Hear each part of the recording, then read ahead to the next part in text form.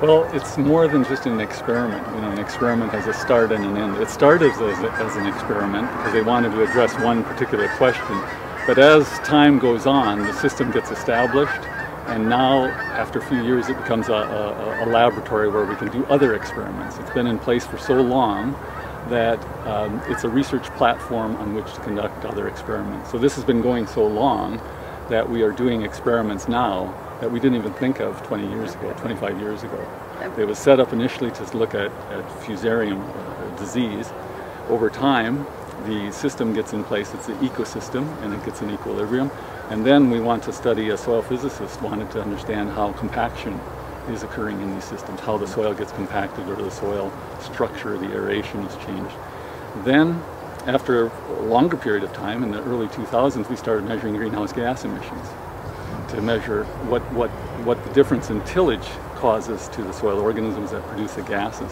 Now we're at a stage where there's interest in looking at the soil microbiome that affects the disease, and now they're using tools, genetic tools, DNA sequencing and so forth, to look at the whole microbial population and what causes the disease. And they're using tools, genetic tools, that they didn't even have 20 years ago. So the longer you have an experiment running, the more valuable it becomes because it's a platform on which to conduct other research. And right behind you is a field that would become part of hospital lands if under one of the plans. What happens to this research if that hospital is built here? Well, it sets everything back to zero. We shut it down and try to move it to another location. But we have data from the early 1990s on this, yield data and so forth, that we understand now the long-term effects. And that's what farmers want to know.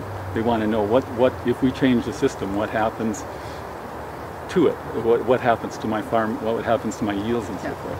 And so if we shut this down, we lose everything. We set it back to zero. We set the research clock back to zero. We have to start all over again.